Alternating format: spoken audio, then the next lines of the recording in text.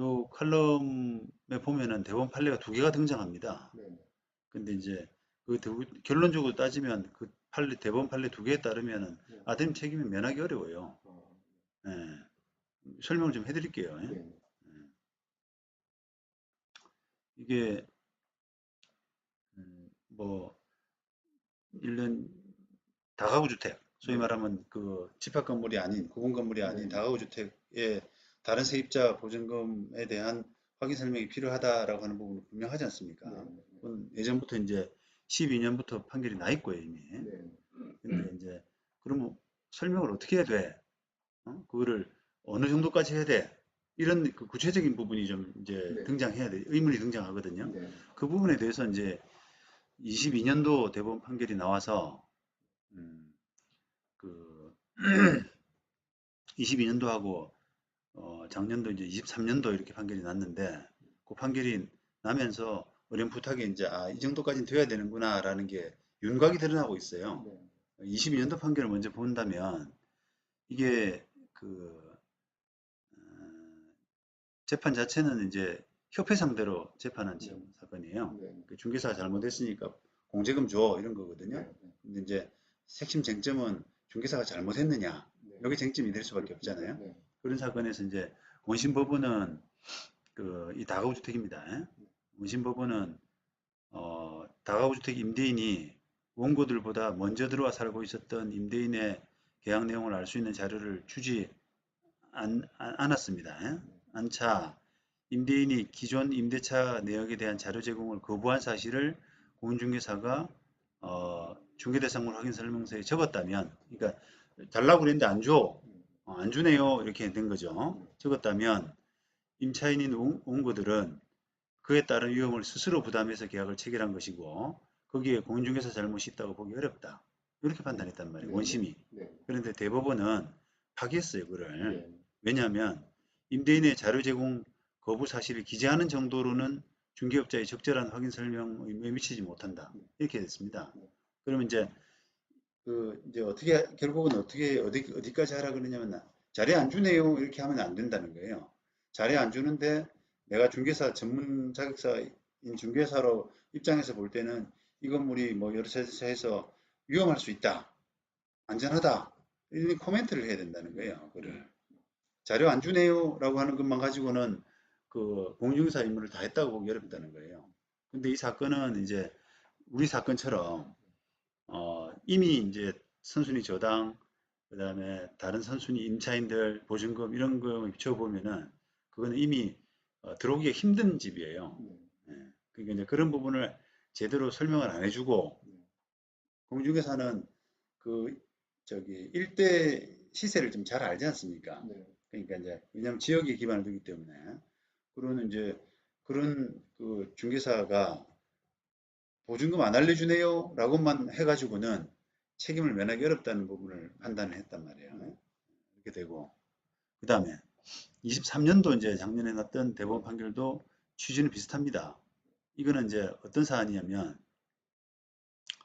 그 중개사가 그 임대인이 구두로 알려준 그냥 금액만 선순위 임대차 보증금이다 이렇게 합니다. 그대로 적은 거예요 그냥. 그래서 원심은 마찬가지로 이 확인 설명 의무가 부실하지 않다.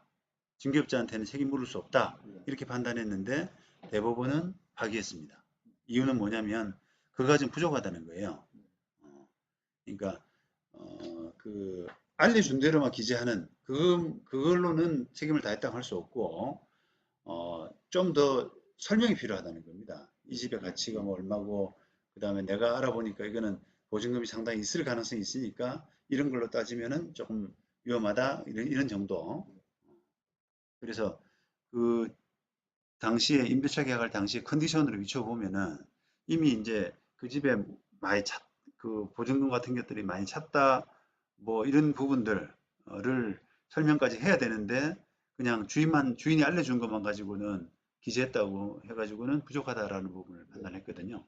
그러니까 22년도 판결은 주인이 안 알려주네요라고 해서 그것만 적은 거고 23년도 판결은 주인이 알려준 대로 적은 거예요. 네. 그거 다 잘못됐다는 겁니다. 네. 기본적으로. 근데 아드님은 지금 그 양자가 섞인 거잖아요, 지금. 네.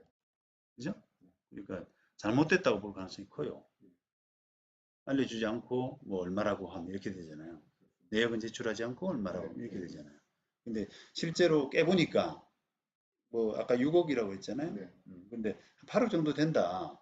액수가 별 차이 안 난다라고 하면 중개업자 책임이 없을 수가 있는데 어마어마하게 지금 많지 않습니까? 차이가 많이 나거든요. 그러니까 그런 부분이 그 사람이 설명을 제대로 받았더라 그러면 아 내가 이 집에 들어가도 되나라고 하는 생각을 다시 고쳐먹게 될 수가 있거든요. 그런 상황이라 중개업자 책임은 아드님 책임은 아마 면하기 어려울 것 같아요. 정도는 어느 정도 인정이 되는지. 보통은 2, 30%예요. 중개사 과실 인정이. 어떤 건 50%도 있고. 50%도 있는데 네. 그러니까 이제 어, 그거는 이제 뭐 판사의 성향이라든지 네. 또 판사가 뭐 누가 유리한 자료를 비슷한 자료를 제출하느냐 이런 거에 따라서 많이 좌우되거든요.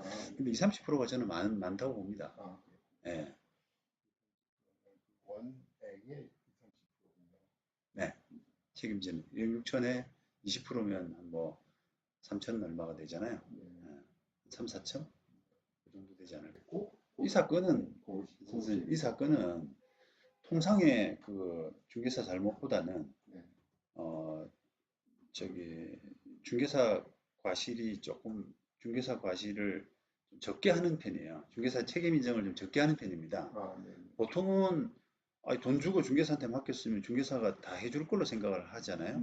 그러면 그렇기 때문에 손해본 액수의 50%가 거의 넘어갑니다. 보통은. 그런데 이 사건은 그 이런 유형의 사건은 다가구 주택 손해입니다.